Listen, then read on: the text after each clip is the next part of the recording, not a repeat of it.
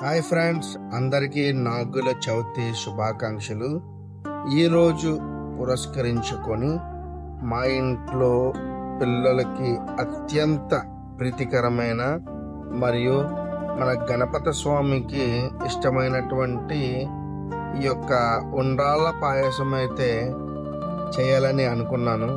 So పైన చూపిన విధంగా కాస్తంత బెల్లం హాట్ వాటర్లో వేసుకొని వరిపిండి ఈ విధంగా ఉండలు కట్టకుండా కలుపుకున్నట్లయితే మనకి లడ్డు అనేది బాగా వస్తుంది.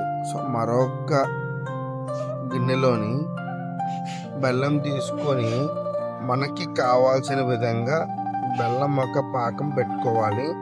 అది చిక్కబడడానికి మనం కాస్తంత సగ్గుబియ్యం సువాసన భరితంగా ఉండడానికి కాస్తంత యాలకులు వేసుకొని ముందుగా వేడి నీటిలో చేసుకున్నటువంటి ఈ యొక్క వరిపిండి నేను స్క్రీన్ మీద చూపిస్తున్నట్టుగా మీరు ఉండలుగా చేసుకుంటే గనక కాసేపటి తర్వాత మనం పానకంలో వేసిన తర్వాత ఇవి విడిపోకుండా చల్లా చెదురు అవ్వకుండా ఉంటుంది.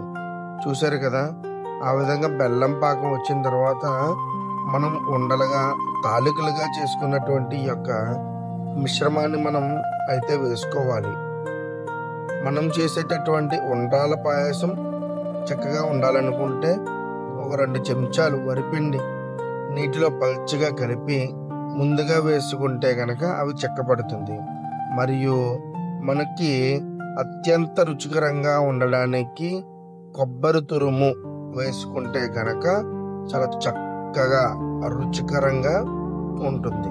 నేను విధంగా చూపించినట్టు తలతల మరిగే టైంలో కాస్తంత ఆవు పాలు వేసుకుంటే కనుక మంచి సువాసన, చిన్న పిల్లలు తినడానికి ఎక్కువ ఆస్కారం ఉంటుందని మీకు నేను తెలియజేస్తున్నాను. నా ఛానల్ని సబ్స్క్రైబ్ చేయండి. Thank you so much friends.